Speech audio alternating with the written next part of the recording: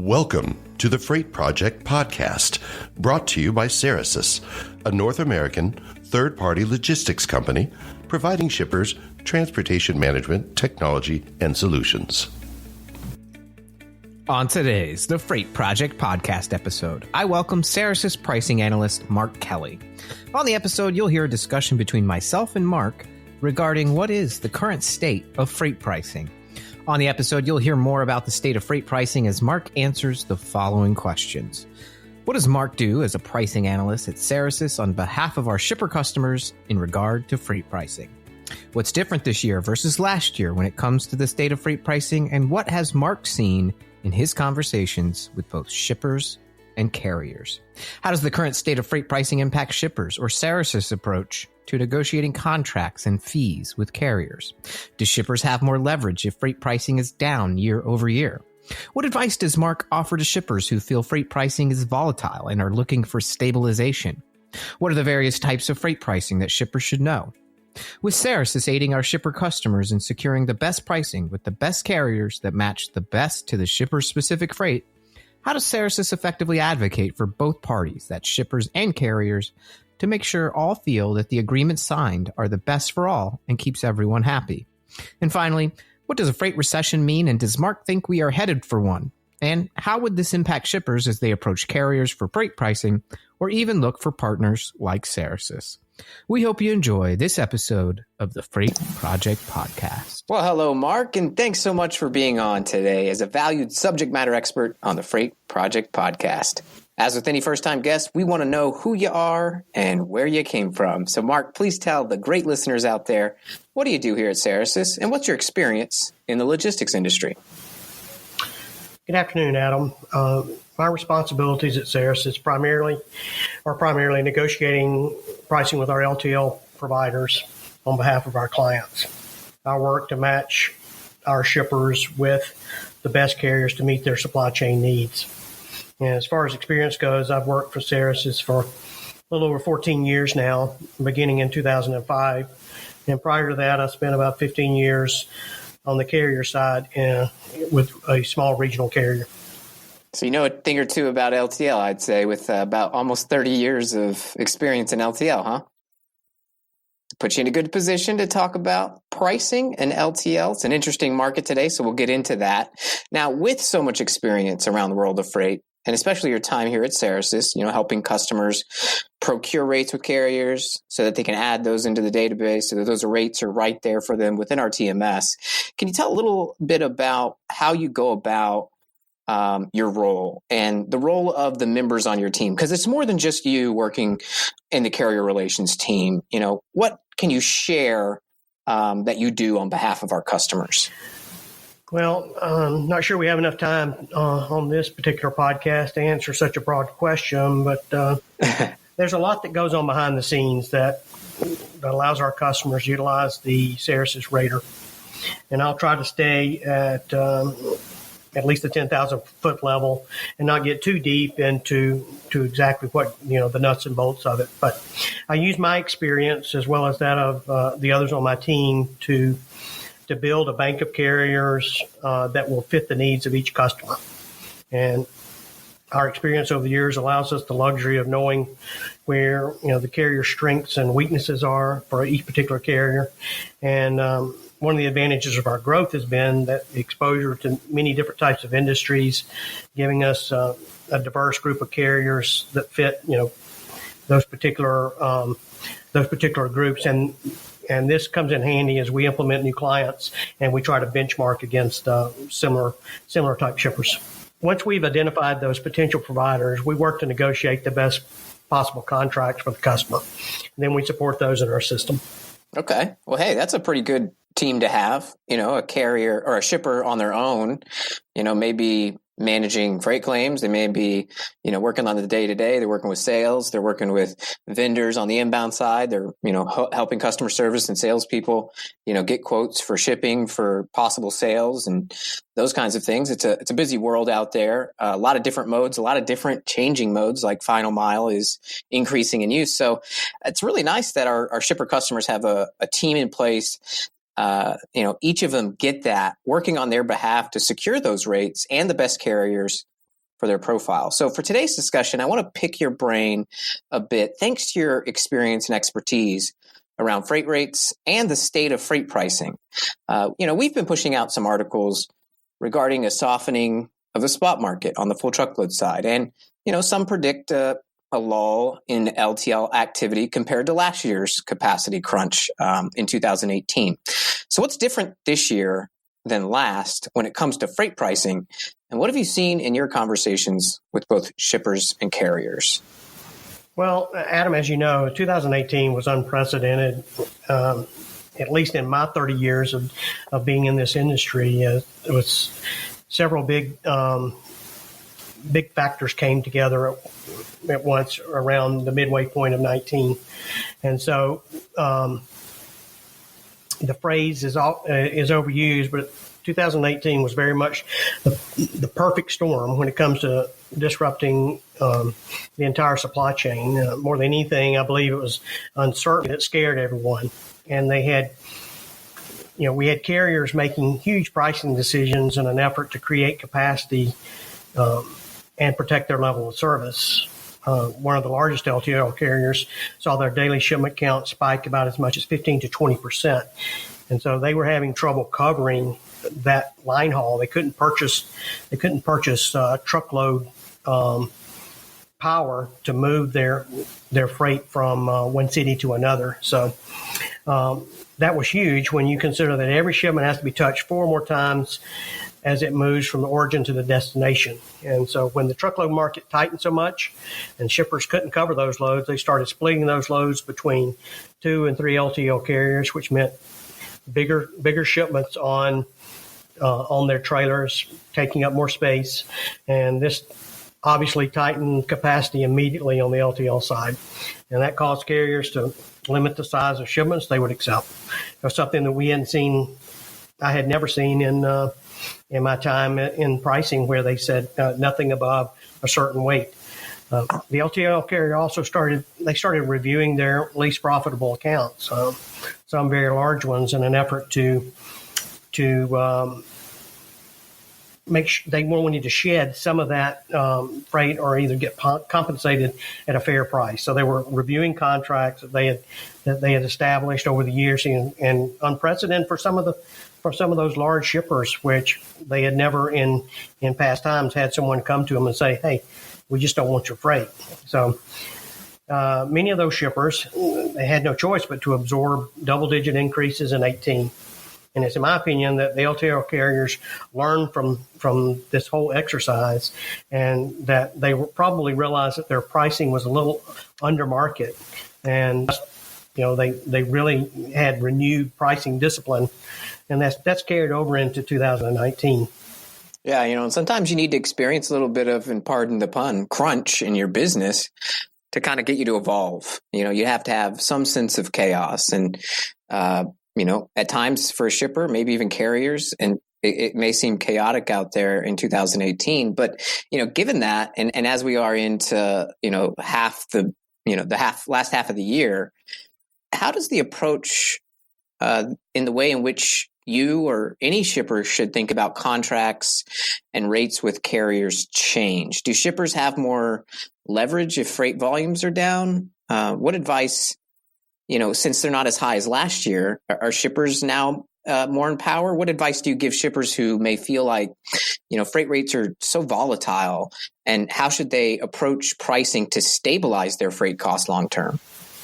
Well, from my standpoint, the thought process really hasn't changed that much. As even though the market's eased up a bit, to answer your question regarding leverage, I don't know that the LTL sector has hit the point where shippers have necessarily gained leverage.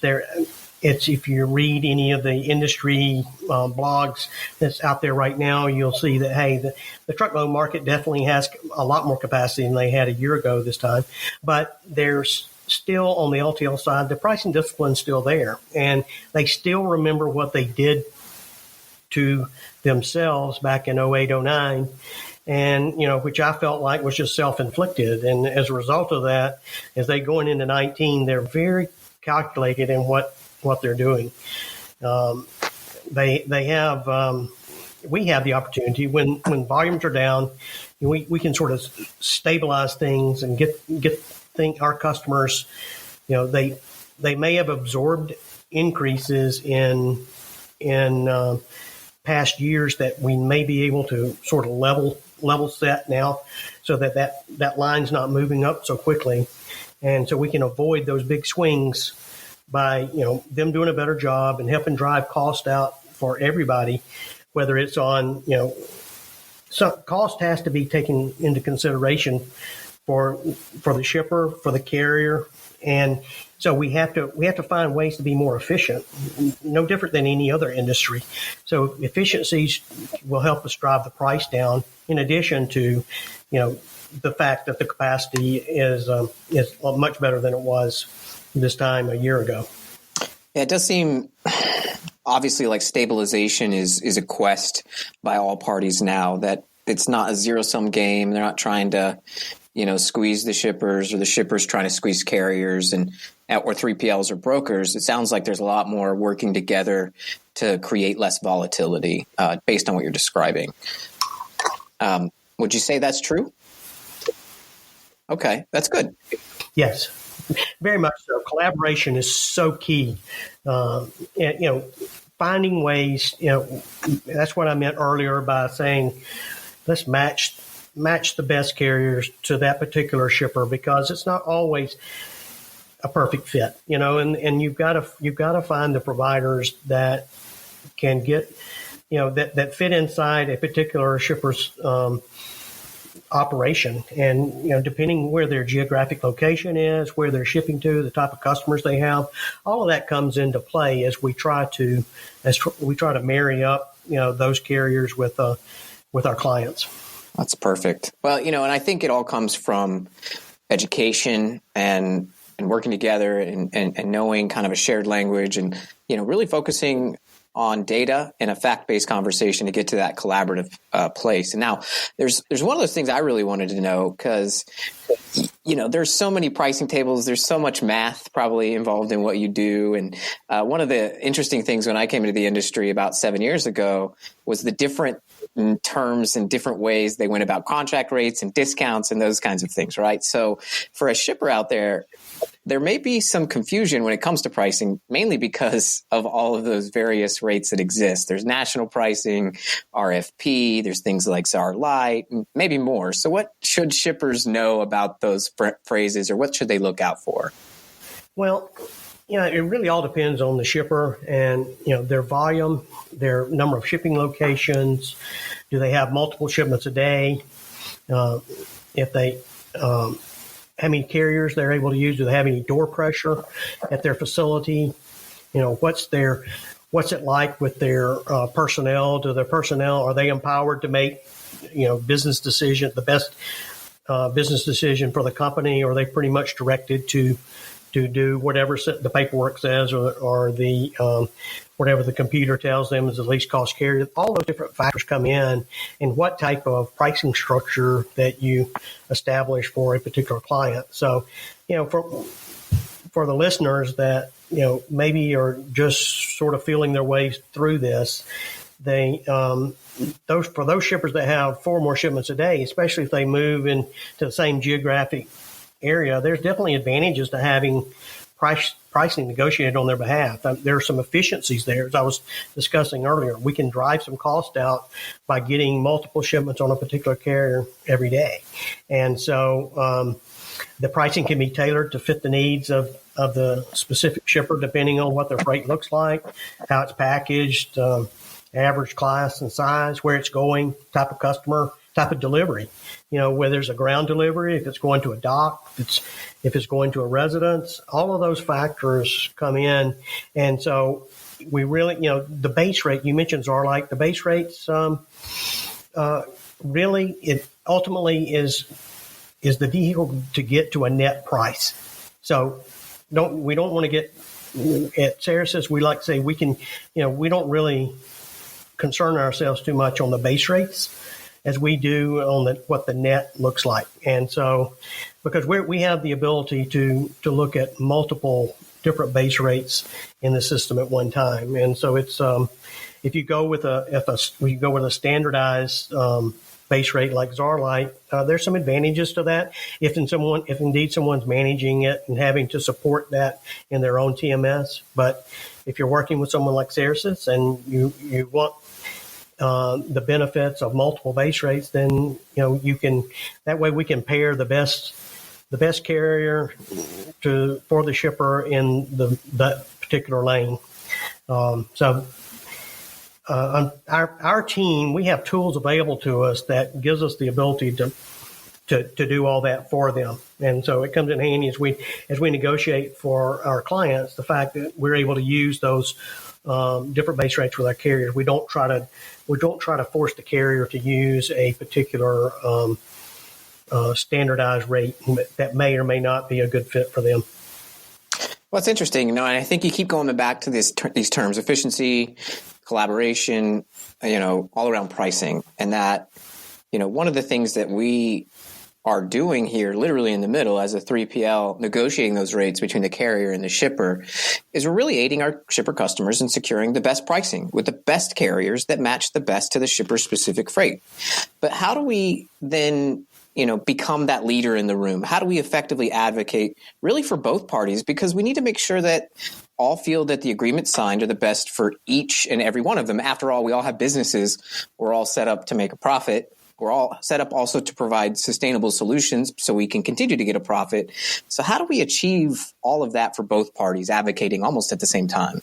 Well, I think ultimately it comes down, we have to have intimate knowledge of both our customer and the carrier, which in effect is a customer as well. I mean, they're vendors, but they are taking the business that we bring to them, and we want to fit that to that that carrier to that particular shipper and type of commodity that they're hauling. So, someone that does not have a large bank of hazmat carriers is not a good fit for someone that ships 40% of their shipments have hazmat on them. So you just have to know, your client, your customer, and you have to be able to know the carrier and what their strengths and weaknesses are. So it's our job as the intermediary to make sure we understand that. We want to know the strengths, the needs, the challenges, all of that for both parties. Otherwise, we're not doing our job. Yeah, that's right. And you have to be intimately into that. And that intimate knowledge is something I want to continue to take from your brain because, I'm one of these guys out there that's writing about the freight industry. Here's a secret, listeners, and I've said this before. I don't really move freight. I'm not a shipper. I'm not doing what Mark's doing day in and day out, securing this pricing. I'm simply telling the story of what's going on in the industry. And, like some other folks in my similar position who are really well informed, who do have good conversations, but they're not necessarily moving freight. They're writing about the industry as journalists. They've, and this is where I want to ask you some crystal ball questions and get your thoughts on this since you're really in it day to day. There's a lot of talk from those kinds of folks, and it's bubbling more and more around what they call a freight recession. Well, first, what does a freight recession mean? And do you think we're headed for one? And how would this impact shippers as they approach carriers for pricing or even look for partners like Cerasis? Well, you and I have talked about it numerous times. I haven't seen a lot of what I would say signs of freight recession on our side. Those, I do see the clients that have freight that suffered the biggest increases. You could almost put them in two buckets. One bucket is that those clients or shippers that had they had under market pricing. In other words, their pricing was better than what it was really costing the carriers to haul it. The carriers weren't making a fair profit on that. So those particular ones, and that's what I was alluding to earlier, as they started shedding some of that type of traffic from their system, they were looking at some of those big shippers that were really under market. The other side are those shippers that have freight that may be configured in a strange, they may be long. It may be long freight, may be bulky freight, may be unpackaged or not properly packaged. So all of those things are those are the companies that suffered big increases as well. And so, as I see it, with the LTL demand easing up a little bit, the shippers with the good freight, and they're paying a good price right now. Maybe not the best price that they've enjoyed in the past, but still it's a fair price that they're getting. Those, I don't see them suffering, but I don't see the carriers taking their pricing down lower than what the yield that they're getting today. And for those other companies that have the hard freight to handle, things that are the deliveries take longer. They may be ground deliveries where the driver's having to stack the freight off of the skid and two-wheel it up to a store like a strip mall would be. Those are the ones that it's going to still be hard for them to find carriers that's going to bring pricing to them that they once enjoyed. It's just the carriers have much more technology available to them, much more data that they know what their costs are much better than they did 5-10 years ago. So my feeling is that as these companies, we read every day about companies deciding to shutter their stores, the brick and mortar stores, and so that's going to push more business onto trucks, where instead of big truckloads handling it from a DC into a warehouse, and then it going out on company trucks. And now that freight's going to be going, like you had mentioned, final mile earlier, and small package. And so I feel like it's still going to be, for the time being, on the LTL side, a carrier's market. Maybe not near as strong as it was in 2018, but they're still going to enjoy the luxury of being able to, for lack of a better term, pick and choose what freight they're going to actively go after. So from a shipper's perspective, they should consider partnering with someone that can review their freight, can benchmark it against the other similar type companies that they have similar product. And by comparing that, they'll know if indeed they're getting a fair price for their freight spend. Well, I tell you what, for our listeners out there on the podcast, if you're at about minute 23 into this bad boy, that is where it's at. That's a fantastic answer. And I think some of these publications might want to interview you, Mark, so I'll put out the word. But I think that's a really great perspective. And I think it's interesting, right? Because so many people are starting to think, and I think I've been guilty of myself, of thinking maybe this is a shipper's market. And I think what you're saying is in some aspects it is. It depends on your freight and what mode you're using. But that part about the brick and mortar stores shuttering to where it's no longer going from a DC full truckload, which is easy scheduled freight, to that retail store where you're now having to kind of break that apart and go more LTL, where we deal in, is a very, very interesting insight. So thank you for that. Now, that's a lot of information. And, I think unless you're deep into it, it's really tough to kind of know those nuances. So what would you say to those shippers who are still asking for rates and trying to do this by calling maybe only one or two carriers for all of their freight movements, simply because they just have established relationships, or maybe they don't have time? Is this a bad practice? And will it hurt the shipper long term? What do you think? Well, yeah, it's always it's one of those things that we encounter, whether you're on the carrier side or on the 3PL side, like I am today. But I've always liked the term or phrase, it's good practice to keep your powder dry and have options.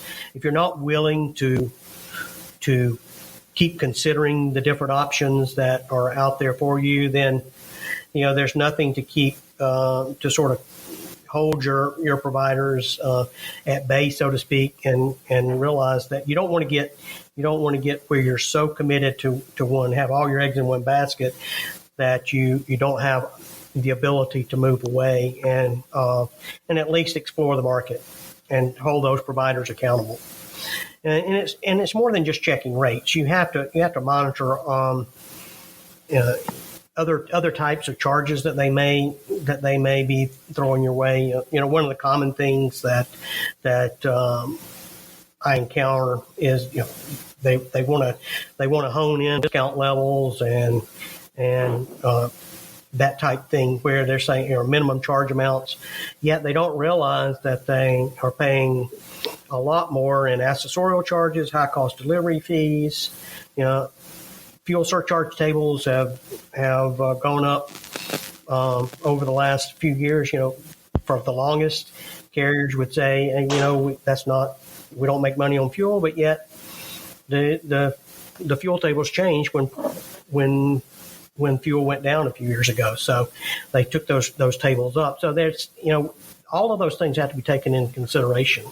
And so sourcing to one or two carriers can definitely have advantages when the market tightens. You need to make sure you got someone that's going to come pick up your freight that day. But it's always a good idea to know the market trends, have established relationships with someone that can help you benchmark that type thing. All right. Well, good to know. Those nuances as well.